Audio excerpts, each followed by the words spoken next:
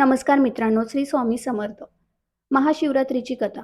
ज्यावेळी समुद्र मंथन झाले, त्यावेळी सृष्टीशी निगडीत सर्व महत्त्वपूर्ण गोष्टींची निर्मिती झाली. परंतु त्याच वेळी समुद्र मंथनातून हलाहल विष देखील बाहेर आले. या विषात ब्रह्मांडाला नष्ट करण्याची ताकद होती आणि या विषाला नष्ट करण्याची क्षमता केवळ भगवान शिवांमध्येच होती. त्यामुळे त्यांनी हे हलाहल विष प्राशन करून ब्रह्मांडाला वाचवले. पण विष प्राशन केल्यामुळे त्यांचा कंठ निळा झाला व संपूर्ण देहाचा दाह होत होता. वैद्यांनी भगवान शिवांना संपूर्ण रात्र जागून काढण्याचा उपाय सांगितला. सर्व देवांनी भगवान शिवांना बरे वाटावे म्हणून रात्रभर गायन आणि नृत्याची व्यवस्था केली. सकाळी महादेवांनी सर्वांना आशीर्वाद दिला. या संपूर्ण घटनाक्रमामुळे सृष्टी वाचली. म्हणून या दिवसाला महाशिवरात्री असे म्हटले जाते. अंगाच्या होत असलेल्या दाहामुळे भगवान शिवांनी या दिवशी तांडव नृत्य देखील केले होते. महाशिवरात्री या दिवशी भाविक संपूर्ण दिवस उपवास करतात.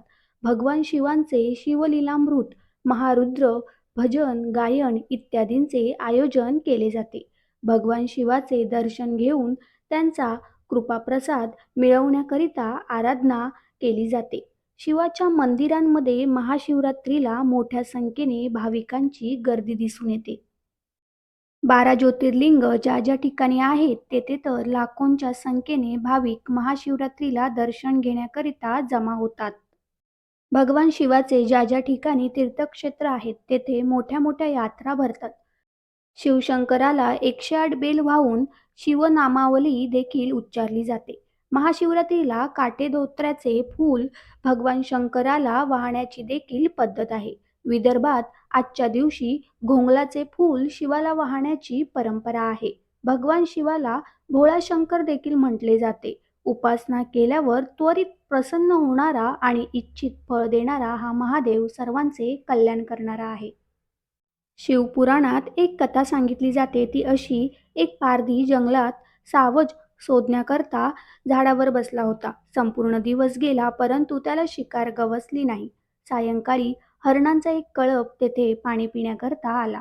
पारधी बाण सोडणार तेवढ्यात त्यातील एक हरिण पुढे येऊन पारध्याला म्हणाला, हे पारध्या, तू बाण सोडणार आणि आमची शिकार करणार हे अटळ आहे. परंतु मी तुला एक विनंती करतो, मला माझ्या कुटुंबाला एकदा भेटून येऊ दे. माझी कर्तव्ये मला पार पाडून येऊ दे. हरणाने वचन दिल्याने पारध्याने त्यांची विनंती मान्य केली. दूरवरून मंदिरातील घंटांचे आवाज येत होते.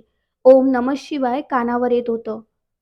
पारधी ज्या झाडावर बसला होता ते झाड बेलाचे होते. सहज चाळा म्हणून एक एक पान तो खाली टाकत होता. त्या झाडाखाली असलेल्या शिवपिंडीवर ती बेलाची पानं पडत होती. नकळत का होईना त्या पारध्याच्या हातून शिवोपासना घडली. हरिण परत आल्यानंतर त्याने पारध्याला म्हटले की आता मला मार, मी माझे कुटुंब प्रमुख असल्याचे कर्तव्य बजावून आलो आहे. तेव्हा लगेच हरणी पुढे आली आणि तिने म्हटले, त्यांना नको, मला मार, मला माझे पत्नीधर्माचे कर्तव्य पार पाडायचे आहे. त्वरित हरणाची लहान पिल्लं पुढे आली आणि म्हणाली, आईला नको, आम्हाला मार, आम्हाला आमचे पुत्रधर्माचे कर्तव्य पार पाडू दे. हे पाहता पारध्याच्या मनात विचार आला, हे प्राणी मात्र असून देखील आपल्याला कर्तव्याला चुकत नाहीत, तर मी माझा मानवधर्म, दयाधर्म का सोडू? त्याने सर्वांना जीवनदान दिले. देवाधिदेव महादेव हे सर्व पाहून हरणावर आणि पारध्यावर प्रसन्न झाले आणि त्यांनी त्या सर्वांना कृपा आशीर्वाद दिला. सर्वांचा उद्धार केला. हरिणाला मृग नक्षत्र म्हणून व पारध्याला व्याघ्र नक्षत्र म्हणून अवकाशात नेहमीकरता स्नान दिले. हा प्रसंग ज्या समयास घडला तो दिवस महाशिवरात्रीचा होता.